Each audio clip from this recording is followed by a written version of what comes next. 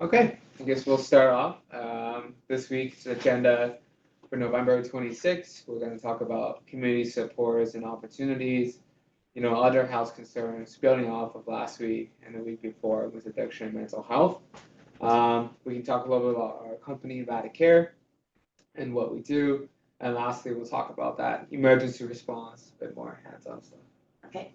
Perfect. So why don't we start with introductions, because sometimes people, this is their first time absolutely. that they want. My name is Bill. I'm the managing director at Radicare Ventures. Radicare is a social enterprise that hires people who have employment barriers to do property maintenance work primarily. I'll just pass it on to Solange. My name is Salam Guru. And you have to speak loud so that Okay, my name is Salam Guru. I work in Radicare. That's okay? Excellent. And I'm Diane, and I'm an assistant rector's warden here at the Cathedral, and I'm just attending because I'm interested to learn more about our neighborhood and how we can be helpful. I'm Sandy and I'm a member of the Church of the Redeemer congregation, and my reasons for attending are basically the same as Diane. And my name is Wendy Bizan, and I am a parishioner at the Cathedral and help to facilitate this training that we are doing each week. Perfect.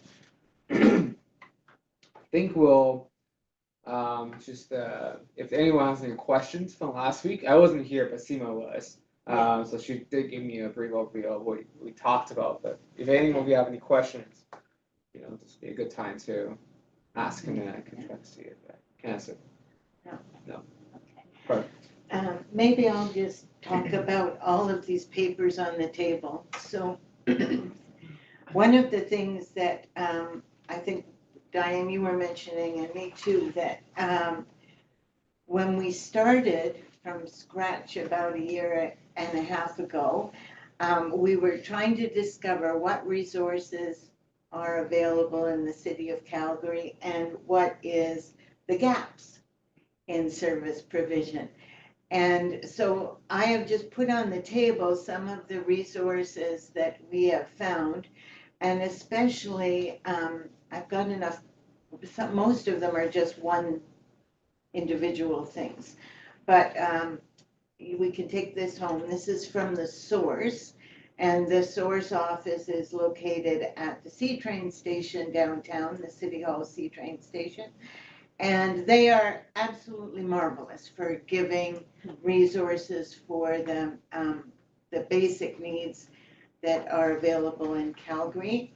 And so these photocopied sheets are from the source, and the other individual ones have come from when we did the pop-up care village and just talked to the individual service providers there.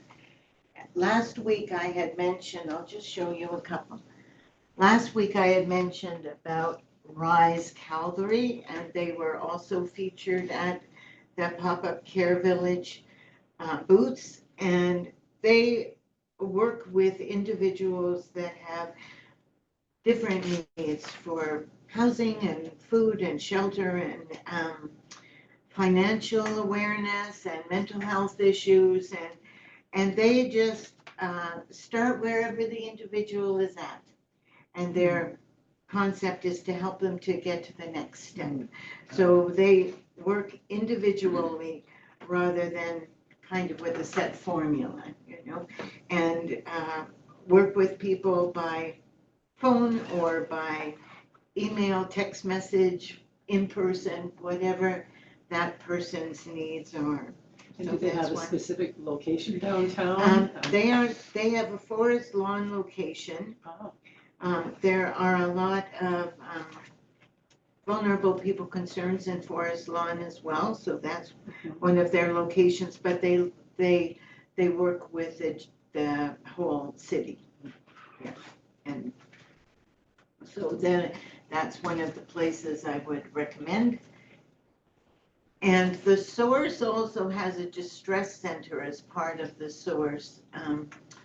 kind of the opposite. So the stress center has multiple programming, and Yes. Source is part of Oh, the yes. stress center. Okay. Yeah. Okay. Yeah.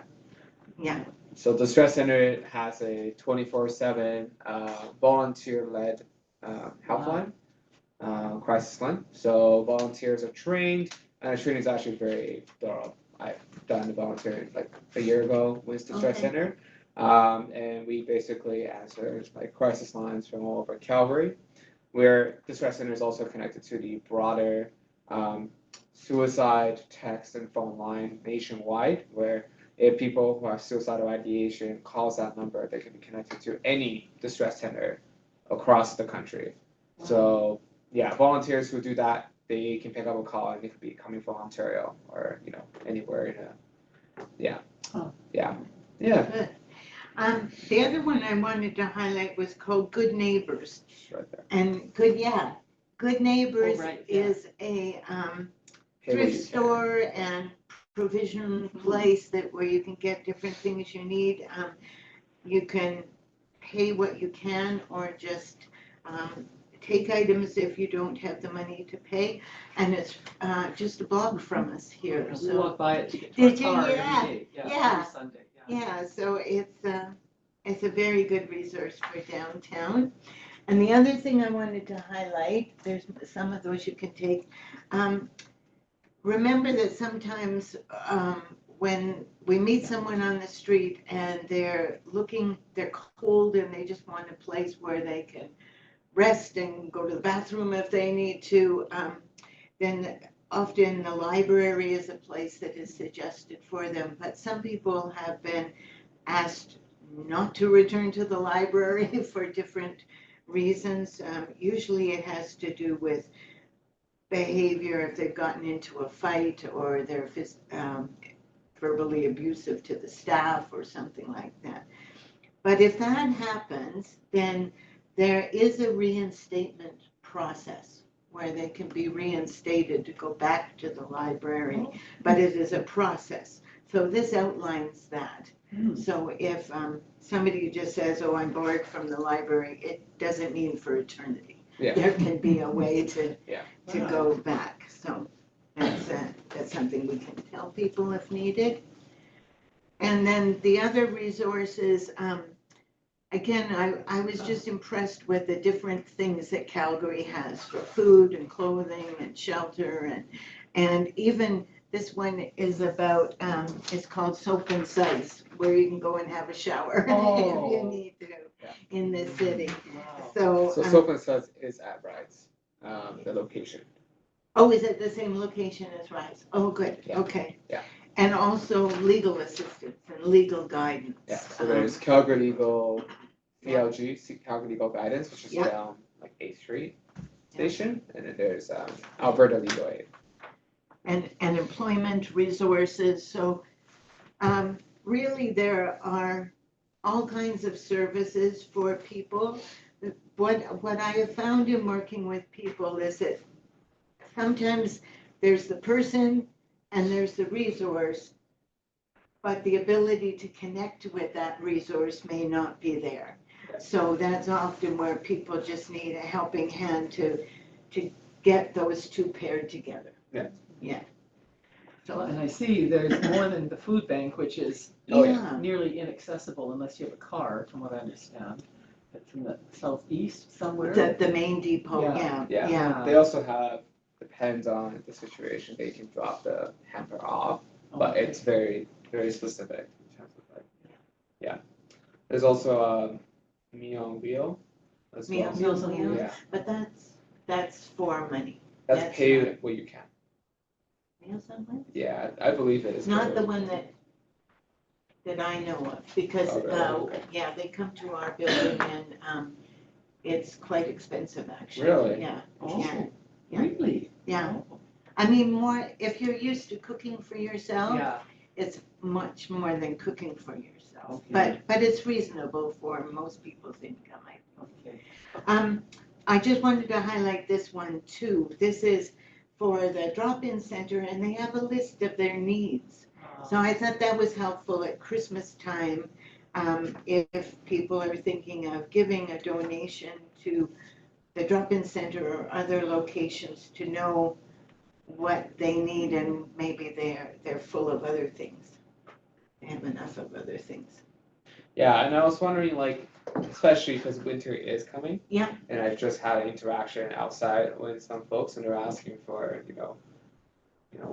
warmer stuff and, Yeah. and stuff like that. And we don't really have anything to give out Right. during like our Sunday kind of outreach. So I was wondering maybe we Not can. at our church, but 2 blocks At down Central at United, yeah. the Central United, they have Yeah. a Oh. clothing depot. They Yeah, do? Central? yeah. Okay. I was wondering if we can have some like a small collection, just maybe put it in the office so that I can offer to select individuals. Okay, Just as a way to. okay, we A lot can of talk times, about yeah. that, yeah, how to do that, Richard. Yeah, that would be something to talk with Chris, because Yeah. there is a fund, so Chris would be the person Okay, to talk to. sounds good. Yeah. Okay, Cool. the last thing on that part of the agenda was just, are there other resources that you've been thinking about or wondering about that we could either get more information about, or maybe Bill knows Mhm. anything that we don't have listed here?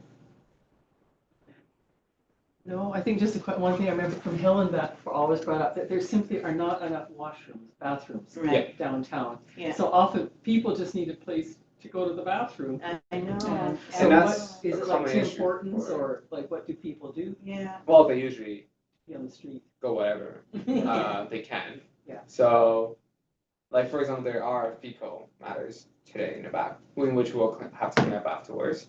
But yeah, there's just not enough, even for like us. Like unless we're paying, no store's gonna let you in usually, especially like the bars in Stephen Ave, etc. So that is a broader issue that we need to bring up to City Hall, because Edmonton has tried to increase the number of public washrooms available in their city, and it's going well. They've been starting it Okay. since like a couple years ago. Maybe we can research that. So they have a public washroom strategy. And we've tried to bring it up to, a couple of issue strategists in the city as well, and they are looking at replicating the model they have Oh, they are. in Edmonton. The primary issue is that for example, in East Village, Yeah, like most of the washrooms are not functioning yeah. because that's they're automatic, and it's very interesting, but I've done like a kind of a mini environmental scan on public washrooms across the world and how they are addressing it. So most places are beginning to have washroom attendants, Yeah. just to make sure that people are safe, they're not having drug poisonings or medical emergencies in the washroom when they're using it, and it's clean. And so same thing happens in San Francisco, Los Angeles. Yeah, so even like great places in the States, they're also having the same kind of model as well. So yeah, in Edmonton, they hire staff from Hire Good to monitor the washrooms. And the same thing, they've tried a pilot project back in May to October, September at the Olympic Plaza. Yeah, do you know why that didn't continue? Aware is just not interested in continuing it anymore, so they've kind of scooped out. But we are talking, Radicare is talking with the city about potentially we can fill in that slot for the washroom attendants, and there may be potential interest. It's December, end of year, everyone's busy, so. But even like the Calgary Municipal Land Corporation, which manages East Village, I've had a conversation with them back in September, and they are looking at the different models. But yeah, absolutely, like washroom is definitely a need, and there's not enough of it in the city, even just with general accessibility. But this is something that we can talk to our counselors about. This is something that we can talk, sending a letter, and if there's enough people talking about it, they will address it, because that's what they do. And I think that the difficulty is that it's not as simple as it sounds. Like it They sounds have to like it would be monitor. easy just to put a porta potty on the corner. No. But when I was talking to one of the city councilors, they said the trouble is that people knock them over, and then you've got a mess all over, or that And they're not drugs cheap. or crime or whatever happening, yeah, so, Now you need monitors, because they did have that really high-tech one in the East Village a Yes. few years ago. yes, So we encountered one before, but they're so high, they just don't work. So Yeah. it was a kind of a ridiculous match for that part of town. yeah, and I think it was, they said that these village folks said too, that it was being used for the wrong Yeah, purposes, so, and they Yeah. will be unless they're monitored. yeah. Yeah. Yeah, that's why I thought the Olympic Plaza one was working out well, but Yeah. it just didn't continue.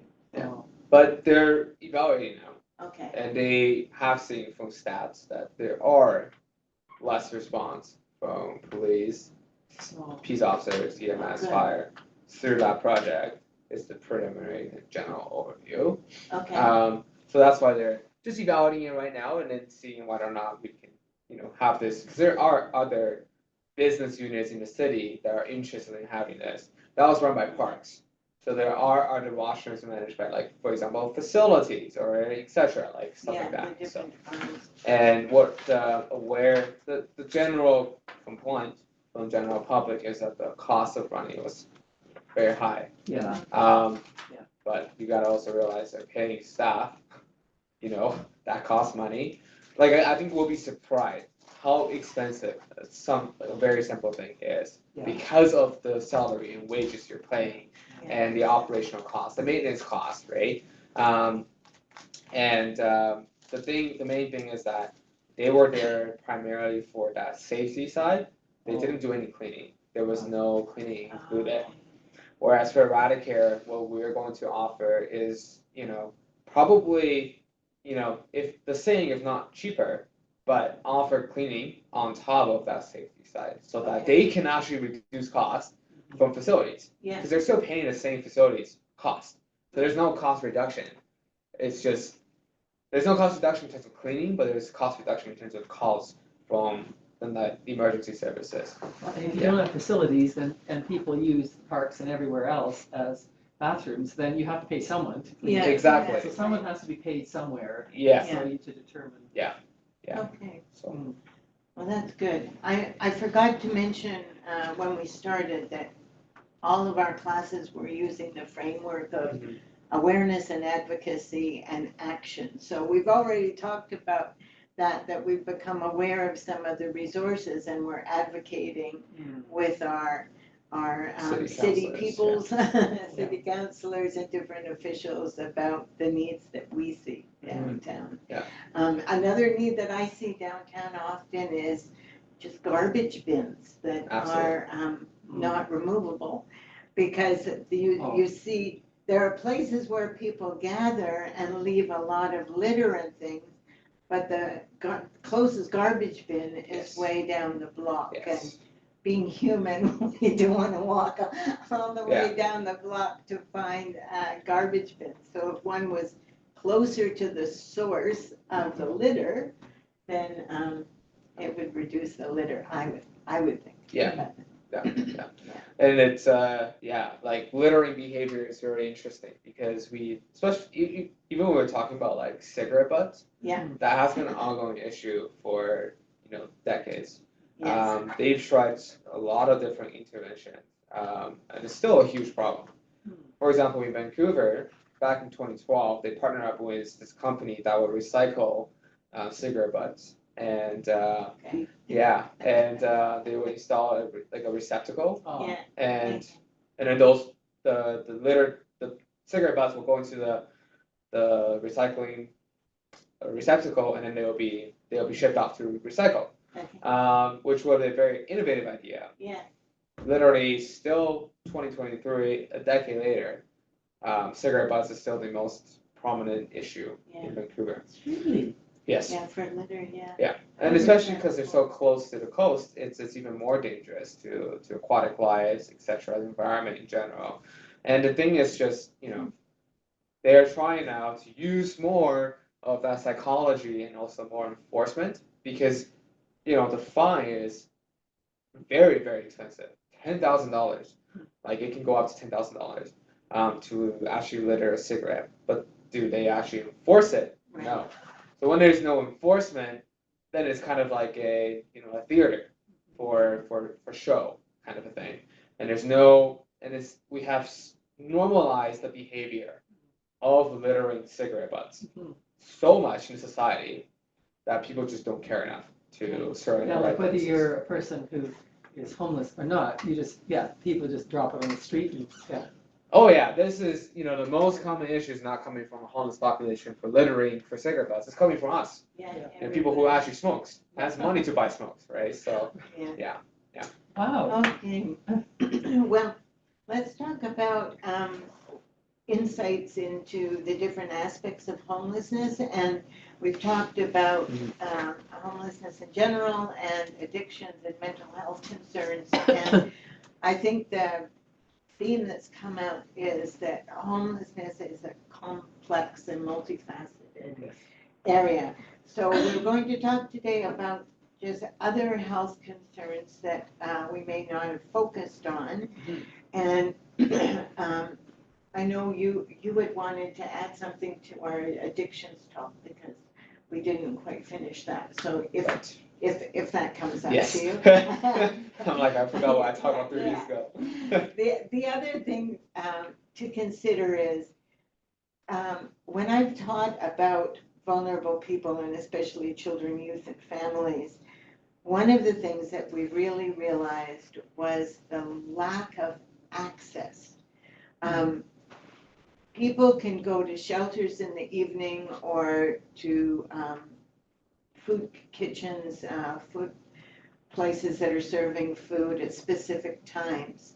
But if we're tired at 2 o'clock in the afternoon and want to lie down, we can go to our bed and lie down. If we're hungry at 4 o'clock in the afternoon, we can go to the kitchen and eat something. The trouble with people that are living, the problem for people living on the street is that they often only have access at certain times or certain places.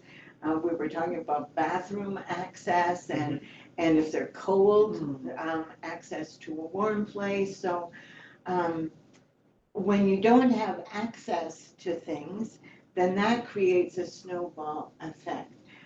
Just think of bathrooming situations. If you don't have access to water to wash your hands, then you can start to get complications from that. I'm going to add on to that, actually. In Edmonton, so 2022, they had a Shigella bacterial outbreak within inner city population. So primary reason, it's a communicable disease. So primary reason is because of the improper hygiene. So, fecal matter contamination in your food. So obviously they don't have proper hygiene. So, after they're done using the washroom, their hands are dirty, and they're eating food. That's how they get contaminated. And then there were cases of people who are sent into, ICU as well for care. So that is a bacterial outbreak that is completely preventable by proper hygiene. And it doesn't happen with us because we obviously have proper access to water. I can carry hand sanitizers everywhere, etc. So that's a real thing that exists in Edmonton. So, right. Yeah. And it goes for other things too. Like you get up in the morning and you brush your teeth. Well, what if you don't have access to water to brush your teeth? Then, and after meals, then the incidence of dental problems, dental hygiene problems is very high in the homeless population. And when your teeth start to go bad, that creates all kinds of ripple effects within your body too. Another thing is if you don't have access to dry clothing on a wet day, then you can start to get skin irritations and especially socks. Especially socks. Yes. Yes. Pants. Yes. Underwear also. Yes. Also for underwear where I live in.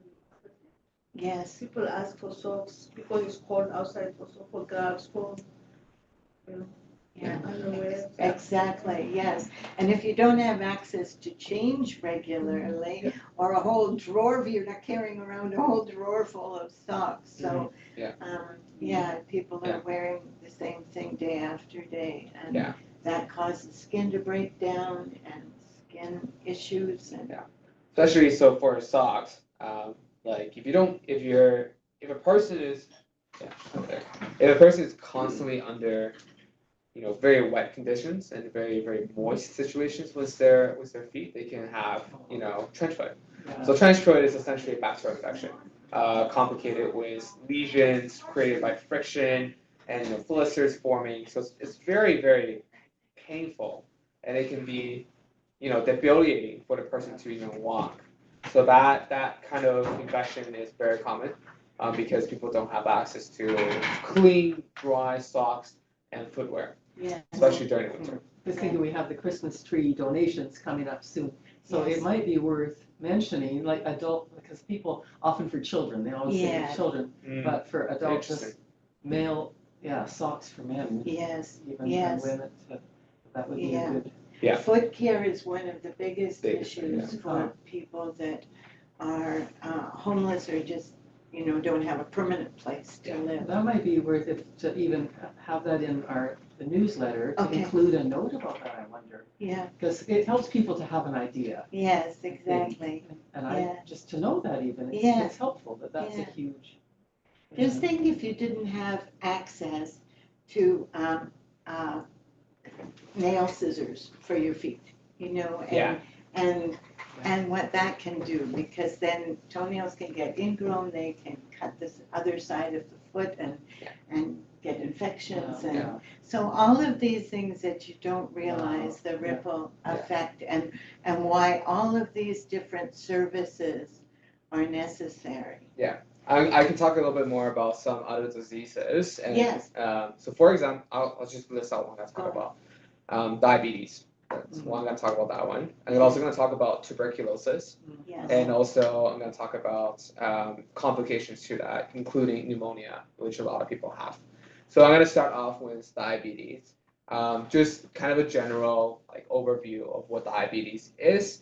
It is a disease that involves, your pancreas. Either there's two types. So type 1 is an autoimmune disease. What that means is that a person's immune system is attacking the organ, which is pancreas, that creates and secretes insulin.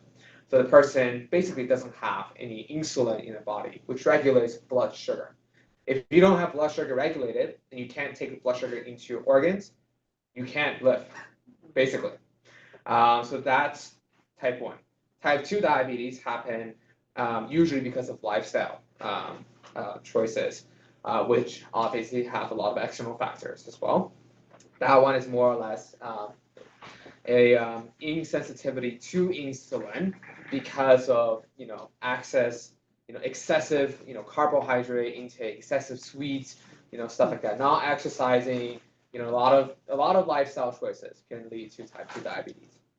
For a lot of people, there's a lot of people living with type 1 diabetes while experiencing homelessness, which is very scary because even when you're living with type 1 diabetes while housed, you're going to have what we call hyperglycemia, which is high blood sugar, or hypoglycemia, low blood sugar, emergencies throughout the day, randomly.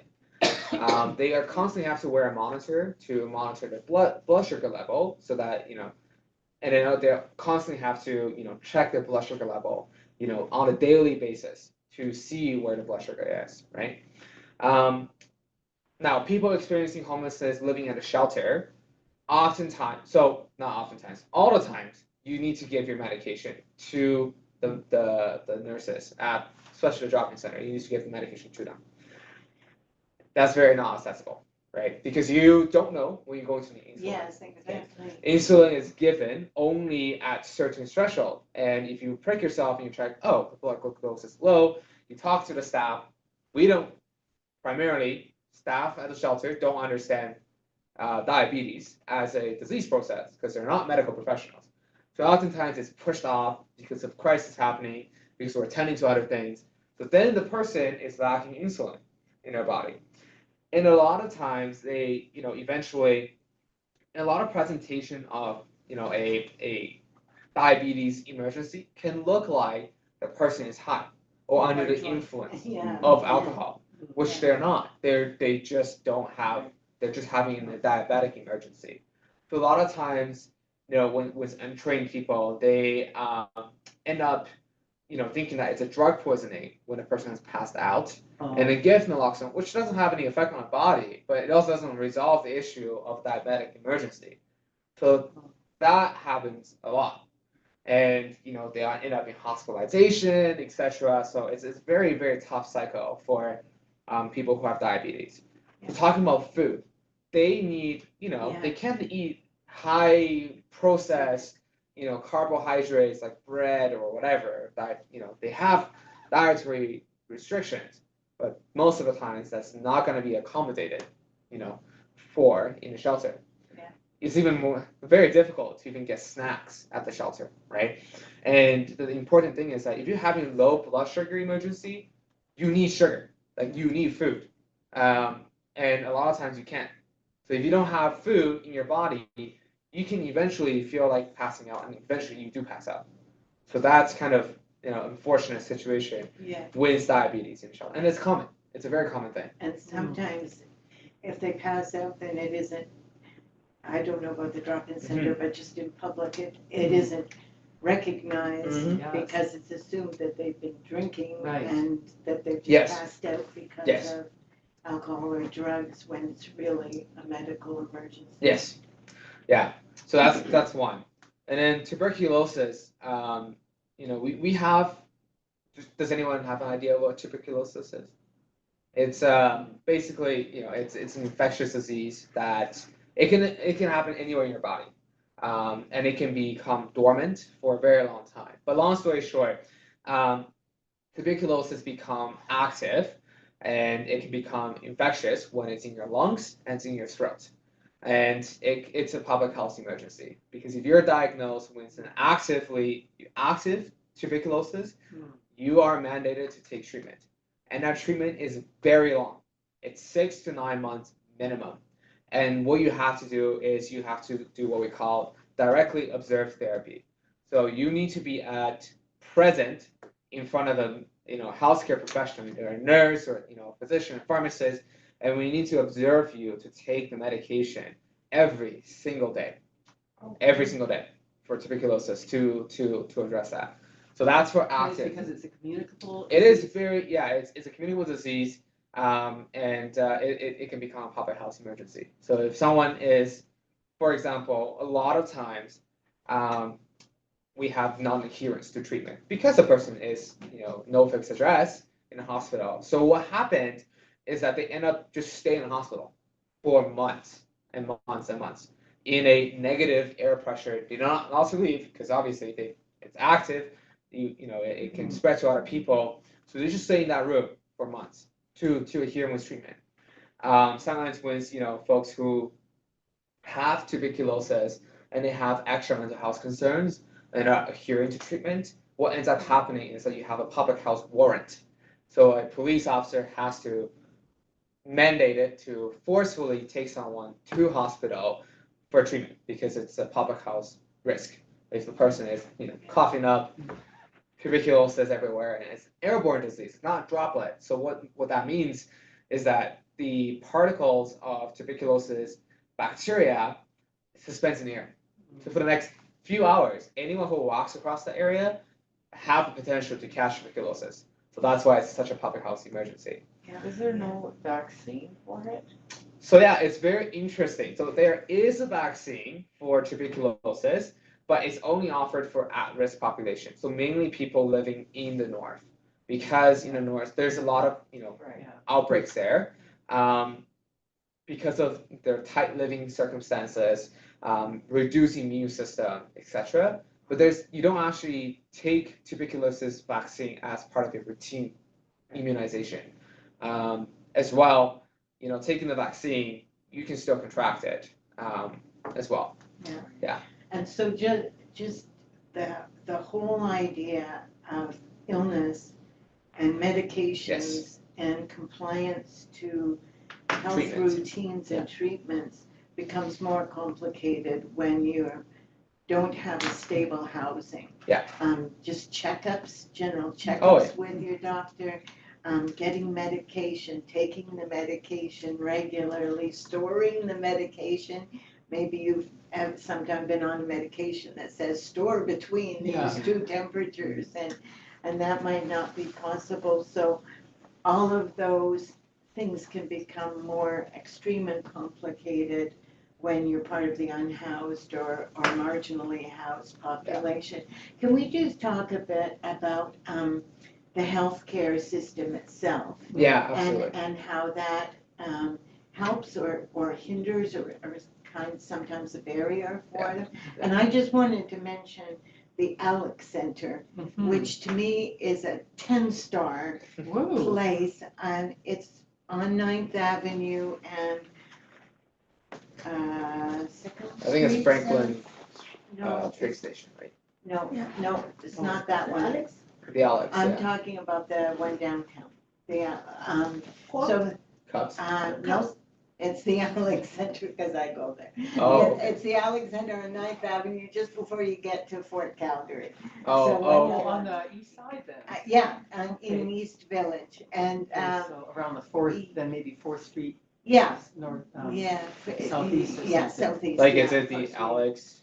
The Alex, Community Health Center? Yeah, and I don't know if it's called the Alex Senior Center. Okay, but- that's a different. Yeah, right, it might be yeah. different, but it's specifically for low income and downtown people, and they're just an amazing center that focuses not on kind of corporate healthcare, but individuals and what individuals Wow. need, and yeah, caring for people that have some barriers to healthcare.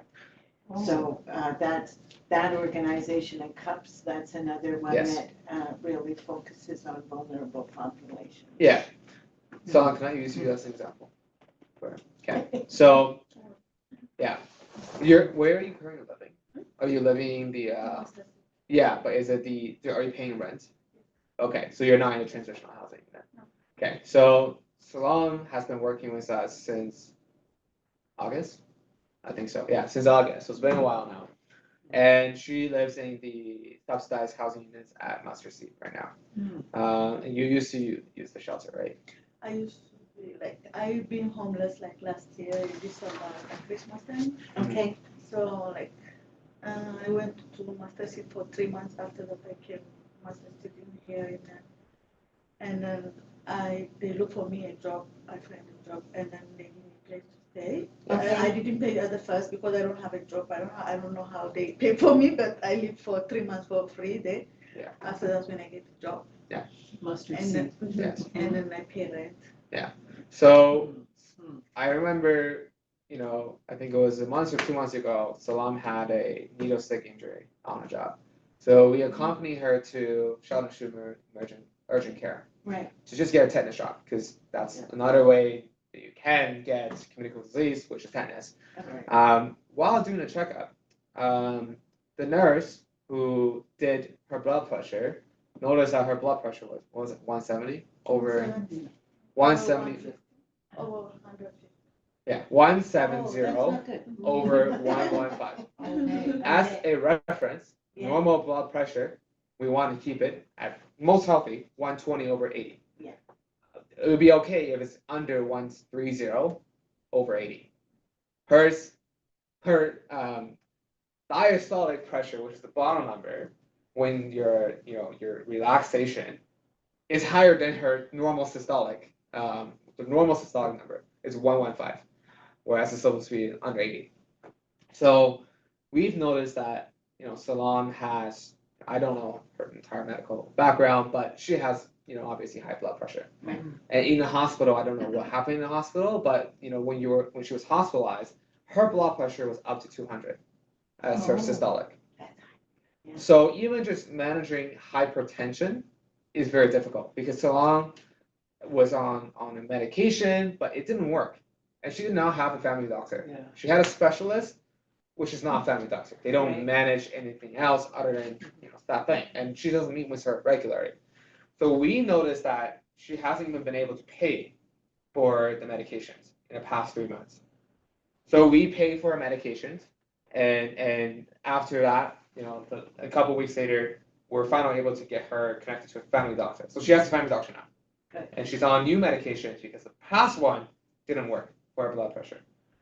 So, even hypertension and medication costs, you're not completely covered. I like to think that Canada has a universal healthcare system. We do not. We have, a healthcare system where the criterion of necessity is very narrow.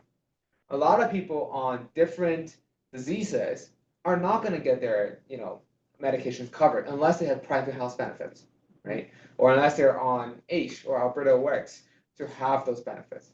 Shalom was off Alberta Works because it was this fine, breakdown of like $800 a month. That was basically the limit of approximately for Alberta Works. She was slightly above that, but just think about it. Like, you're making $900 a month. What are you going to be able to afford? Yeah. Practically nothing, right? But even then, she's lost her health benefits, right, through Alberta Works, and she's not able to afford the different medications she needs to manage her blood pressure. And obviously, hypertension is a risk factor for a lot of other diseases. Your cardiovascular disease, your typical, risk factor for brain disease, so for stroke, for example, and other disease for heart. Yeah. So it's a real problem, right, for a lot of people, right? So yeah, I just wanted to put it out there. Like this is a real thing. It is Yeah. a concern for sure. Yeah. Go ahead. Can she be able to apply and get a job where the job provides those things? Potentially, but if you're Yeah. looking at it, most front, like a low entry job, they don't provide health benefits.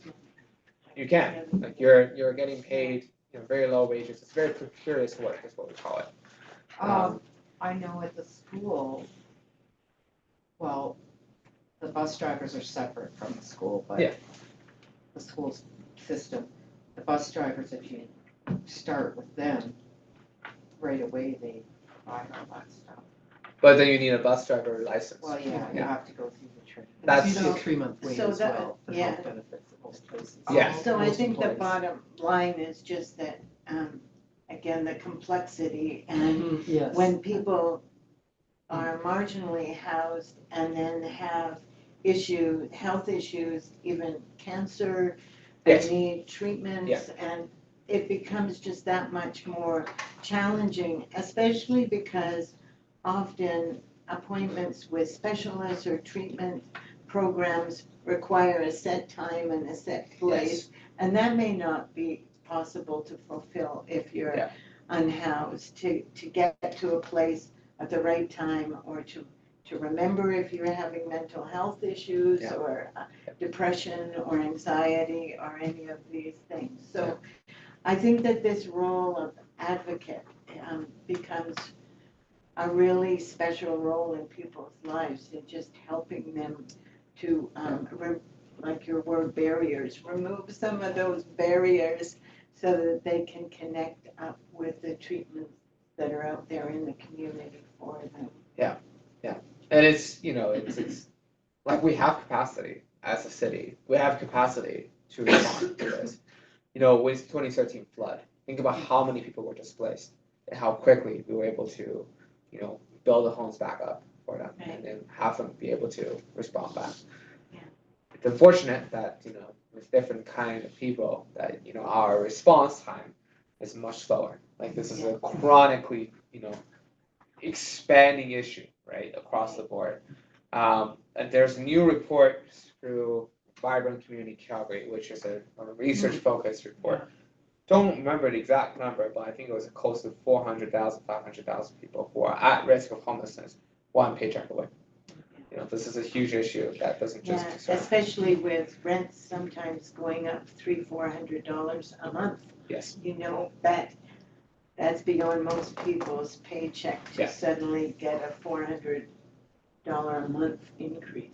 These Just a days, question. there's no, like 400, these days it's all expensive, Yeah. and for 500. I'm lucky, I just paid 300, almost 400 here, but other places like more than 500. So Oh, yes, And but that's for a some, room, I've right? heard of, Yeah. I've heard of some people that their increase was on top of their regular rent. That So, they like, got let's an say they're- increase. Yeah, the previous one was $1,000, the next month is $1,500. That's what she Yeah, was talking yeah. about, yeah. Yeah. A question about the medications, is there, like the Alex Clinic, are there places like where you can get medications provided? Like, are there like clinics that will, so if you, whether you have a family doctor or not, if you need Yeah. insulin, or if you need the high blood pressure medication, where Yeah, can well, we provide, yeah. like you said, AISH, or if you're in one of those plans, but like Yes. folks who fall between the cracks or haven't got both systems in place, is there? I honestly don't know if Like the they sugar- are well, yeah. So if you're getting medications as an inpatient, means you're admitted to the hospital, Yeah. you're receiving drugs, that's free because Right. that's part But of once you necessity. leave, No, Right. then it's not. Then you have a prescription there. You have to go to Right. any pharmacy, and you still have to pay. Right? Yeah. Right. And there's no coverage at all with Alberta, no pharmaceutical yet. We need that. Oh yeah, absolutely, Yeah. because it is a necessity, right? So, Yeah. yeah, I think our definition of health Unless you pay your own Yeah. Blue is Cross. very, very limited. Unless you get your own Blue Cross or something like that. Yeah, no, who could afford that? Yeah, you Yeah, can't afford meds, exactly. you can't afford Blue Cross, right? So, Yeah.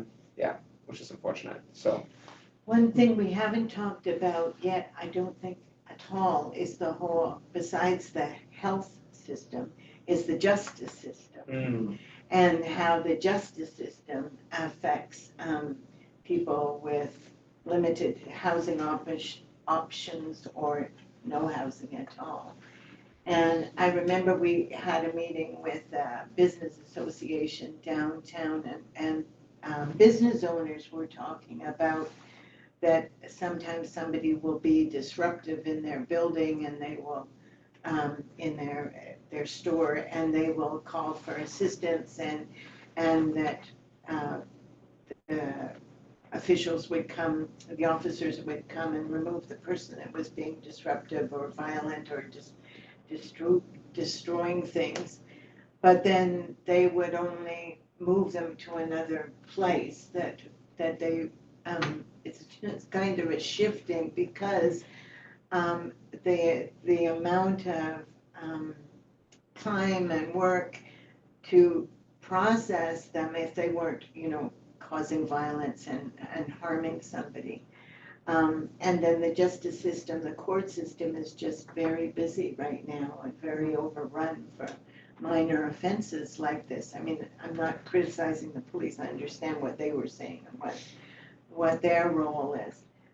So I don't have a lot of experience with justice system workings. Do you have anything with that? yeah, well, I mean, just right off the bat, like, our current system is criminalizing homelessness. Just if you think about it this way, the bylaws we're setting, bylaws are enforceable by community peace officers, well, all law enforcement officers, really, and bylaw officers. We are saying that you cannot set up an encampment here. I'm gonna just destroy this encampment. You have to start all over again. This is what we're seeing all over North America. It's not just a Calgary response. It's a Canadian-wide response. It's a U.S. response as well, of destroying encampments. We don't recognize that as people's homes and places where people live, and we're shuffling them somewhere else, where they again set up another encampment. And this is becoming a human rights concern. So, there are, they're trying to set up a Canadian, pan-Canadian, recommendation to municipalities saying like, hey, maybe we need to rethink about how we treat encampments and how we respond to them. For the past consistently 3 weeks, I've been visiting one encampment by Memorial Drive, and the people there are living very, very peacefully, and they're describing the amount of discrimination they face through, systemically, because they're delivered by peace officers and police, of how their encampment's been destroyed one after the other. So it's a kind of a funny cycle. So we have organizations that give out people tents, give out people tarps, so that they can set up a tent so they can stay warm. And then it's set up somewhere where people complain, and then bylaw takes that away. We're funding necessities and then taking them away right afterwards. It's really just a cycle of giving you a resource, taking that away, giving you a resource, taking that away. It's a waste of taxpayer dollars. we're paying both law enforcement and agencies at the same time, and they cancel each other out.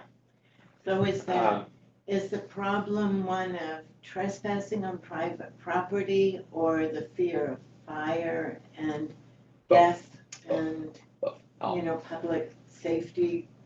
Yeah, well, there's a fear of people using like propane tanks to stay warm and fear of that setting a fire, which is understandable.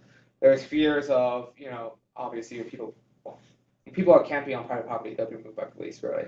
So a lot of times it's on public property as well, but in visible public eyes and people complain about it to the city. Usually, because I've worked with encampment, team with bylaw, Right. they're not there to remove every single encampment. They will only do it if public complains about them. And there's enough complaint where they then have to take action because there's that public complaint. Do they not have a right because it is public? Well, there's bylaws prohibiting people setting up tents in public spaces or sleeping outside. So that's the criminalization aspect. You can get fined if you don't comply. And with there's that. probably the same thing about litter and waste and all of that Yeah. too, that is Yeah. part of the thinking of why. Yeah, well, I mean, yeah, definitely. But if you think about it, there are very specific bylaws that people are setting, municipalities are setting up that are specifically targeting a subpopulation, Yeah. right? It's not just general. Who the hell is going to go camp in the middle of winter in the middle of a city street, except for people experiencing homelessness? Yeah. That kind of bylaw really just targets people experiencing homelessness, right? So that in that section, then yeah, you're really criminalizing the actions of homelessness. There's also built environment. So this is the notion of urban design, how we're setting up infrastructures in a city that prevent certain actions that are associated with certain population. So for example, the way that we're setting up benches, how there's a middle Right, yeah. which right there prevents people from sleeping. Who will sleep on transit other than people experiencing homelessness? Practically no one else, right? Yeah. There's also very interesting by Chinook area, and people actually different stores because of it's very interesting. So because teens we can hear higher frequency of noise, so they started playing noises that only teenagers and small children can hear to prevent people from loitering around the store. But in Chinook, there is a Circle K. It's very ironic. I just visited this Wednesday. That it was just high buzz voice. It just changes frequency.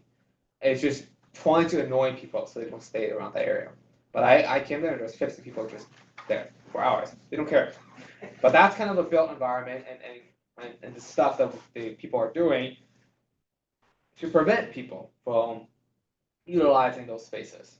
Right. Yeah. And you can see if you're an owner of the store, you don't really want that happening, to discourage people. Right. So Yeah. it's understandable, that part. Yeah. But I think a lot maybe of people resisting the encampments is people's first thought will be, well, they can go to a shelter. Yes. But that's again, that until we have a Awareness. chance to learn, we don't realize Yes. that the people feel unsafe. Right. Yeah. So is there a way of making encampments a practical way of addressing homelessness?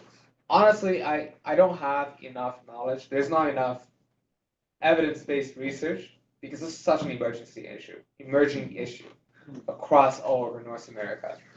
So I can tell you some of the ways that some cities have managed it. So let's talk about Vancouver. So Vancouver in October, they had a huge encampment operation. Oh, even in Calgary, we had an encampment operation as well. So they just BPD, Vancouver Police Department, and city workers went over downtown East Side, remove all the tents, destroy all the tents there. Now, if you go back to there, it's the same issue. You still have people laying there, and encampments are right back. So that's one issue, is removal of encampments. Okay, and then we have other cities. So in the U.S., for example, in Seattle, they've given this contract to a nonprofit to manage an encampment. But whether or not that's efficient, I don't know. because you have now a third party managing an encampment. You're basically giving them permission to live there, and it becomes a community, Almost like a refugee camp, essentially. where then you expect a clinic and this and that, Mhm. yeah. So, like, these are all very much what we call tertiary prevention level, very much band-aid solutions. They're living there, but do you really want that to be their permanent home? That's right. No. What the root issue is there not enough housing, right? So the most effective, solution, and the most cost-effective solution is really have more housing, so people can be move into houses and be housed, right? So that issue of encampment doesn't exist anymore. I think that the whole point of the training that we've been doing has been to build empathy Yes. for the people and understanding, and not looking at individuals and saying, oh, this is a problem, but understanding that this is a person. Yes. and understanding all the complexity of what they are dealing with, and the complexity of what the officials and our city yeah. are also dealing with, having empathy for both sides and seeing how we can be advocates for creative solutions that provide affordable housing for people. It's not an easy thing. I don't think it's an easy thing on either side. And I've seen some cities that have created tiny home communities that they're not mansions, of course, but they're the same size as a studio apartment, and they give people a place to live and a private abode to dwell in. But I've heard too that there are some of those that have developed problems as well with criminality and different things like that. So nothing is going to be perfect, but it's not perfect right now. Yeah. So we need to think creatively and advocate. And what I have found in this whole process is that it's on our radar now. So when there are articles that come out in the newspaper, then we read them. And when there are meetings downtown or in the city, we attend them. So we're learning and we're growing in this. But our time is almost done. And I just wanted to see if we had enough time to talk about emergency response, because Diane and Sandy didn't get that lesson when we had that before. Okay. So we wanted just to talk about emergency response and checking for responsiveness in people and knowing when do we need to call for help, when can we do something ourselves. Next week, we're going to be doing the naloxone kit training, which we'll go into more detail at that time about this. Yeah. But Bill, if I just pretend to be somebody slumped in a doorway, because the camera won't pick it up if I'm on the floor. Yeah. So I'll just pretend that that you're checking for responsiveness for me when I'm just slumped in the doorway, just say of the church. Yeah. Actually, it's usually very much folded in half. Yeah. So go through what your routine is, and we'll just take 5 minutes for that. Yeah, I'll just describe what I'm doing. So first thing first, I always approach the person from the front. So I'm not gonna approach the person from the back and check responsiveness, just because usually we like to see the person's face if we do wake up and know where the persons are.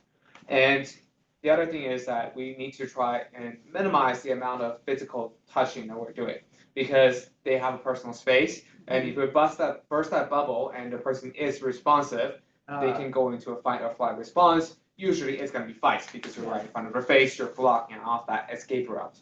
So I'm going to be coming over here, I'm going to be vocalizing who I am, what am I doing. Say, hey, my name is Bill, I'm just checking to see if you're okay, you're slumping over, just checking to see if you're responsive. So verbalizing that is very important. Then I'm going to go into, potentially clapping. So, hello, hey, can you hear me? Hey. So clapping around each ear, so that if the person has hearing concerns, then you can check that. And then I'm not gonna straight go over here yet. I'm just gonna tap the foot or anywhere that's less intrusive, right? So over here, that's more intrusive than if I'm tapping the foot, right? Hello, hey, just to see if they're responsive. No response over there, then I'm gonna go and see, at this position, I can easily access the shoulder, right? Very easily. So just checking to see if there's any response there. And then I'm gonna see, if there's no response here, then I'm probably gonna, hey, I'm just gonna help you up and just to see, visually checking if there's any response at all when you're helping them up. Sometimes they will, but a lot of times if there isn't, then this is an unresponsive person, right? So you've tracked voice, you've tracked pain, and you've tracked for clapping. You've done all the different steps that you need to determine responsiveness. So then this is a time that you call 911. No other number you're calling. Unresponsive person is always a medical emergency, no matter what situation. Okay? Even if you suspect the person was using substances, there's a good Samaritan Act. They're not going to arrest this person. Okay? And you even if you think that this is maybe not a drug poisoning, but if the person is unresponsive, there's some sort of disease process in the body where it requires emergent attention, right? It could be a person who is diabetic and have an emergency on the ground now, right? I have a question. Yeah. This is all covered by North Florida Health, right? Because I called an ambulance for my daughter and I had to pay $400. So yeah, so in terms of medical bills, so I know that a lot of people are concerned about when you. Right, if I'm the one calling for someone. The answer is no. I've done that plenty of times. I've never gotten a bill. You've never been charged, okay. No. Well, what happens is probably once does your daughter have your place as the? Yeah, she was at our house. And you got the bill? She had a seizure, yeah. Sorry, you got the bill or? I got the bill, yeah. But is your daughter living with you? Not now, but she was, yes. So that's probably why. The same household. It will be her. She's supposed to pay the bill. The person getting the treatment will get the bill, not the person calling. Oh, okay. Yeah. Well, I was responsible for the bill, so. Yeah. So that's probably what happened. Is that That's you a were good paying for it. question. We never had that one before. Yeah. I know people hesitate about calling 911, but in the case of an unresponsive person, you need to call 911. You cannot call any other number. You call the help team, they're going to redirect you back to 911. So that's the most important part to remember. 911 EMS response is the most appropriate response for this. So what happens if a person is not able to pay the bill? Then there's a separate process for that afterwards. Yeah. You cannot think about, how am I supposed to afford the bill, etc. At that emergency, because that's going to delay response, right? So that's very important. And people who have no fixed address, they're going to get bills coming in, but they're not going to pay it, right? There's no way they're going to be able to pay it. And that's okay, because they're going to be able to reconcile afterwards, saying that the person has no ability to pay, right? So, yeah. Yeah, that makes sense a lot. Yeah. Okay, so next time we will talk about this in more detail when we do the naloxone kit training. Yes.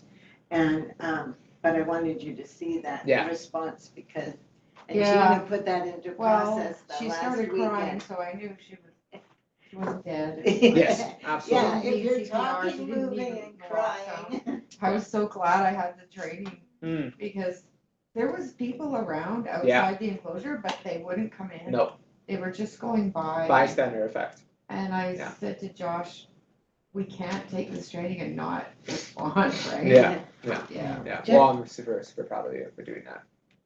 Just mentioning that about bystanders, that I really appreciate Bill's verbalizing of what he is doing, because these days people are very quick with cell phones to video you and to take pictures of you, and maybe they think he's going to rob me or do something like that. So if he's saying loudly, hey, I'm just checking on you, I'm just tapping your foot to see if you're okay, then anybody that's maybe a bystander and concerned will know that. But also, yes, that happened too. People were hearing me talking to the person. Yeah, and so that also serves two ways. One, it draws attention that this is potentially an emergency. Someone else may step forward and help you. Yeah. Two, if the person hearing is the last thing that goes away when the person becomes unconscious, verbalizing what you're doing Oh, right, is important because they can still may be able to hear you, right. right? So you need to treat any situation an unresponsive person like if they're responsive. You need to seek confirmation that they're unresponsive. You can't do that without talking because you're not giving them a chance to respond to you when you're Right. not talking. Right. So that's an important way to determine unresponsiveness. You need to ask if they're okay, and they're not responding, then that's a determination of this person's unresponsive. That's how you can articulate that. Okay. That's so Good. helpful. Yeah. Mm. What would you consider a response? I mean, she was making very little noises at the beginning. A noise is a response. A response, Yeah. any noise, okay. Any noise. So there's different level of responsiveness, which we'll go through next week, Okay. because not all responses are the same. Right. You and I talking right now, it's not the same responsiveness as me twitching my fingers if you touch me, Right. right? So there are different type of responsiveness. So yeah. Okay. We'll need to wrap this up now, Yes. but thank you for being here. Thank you for anyone watching online. Yeah. And we'll see you next week for the no outcome training. Perfect. Thank you guys. Thank you so much, both of you, for coming. Yeah, absolutely.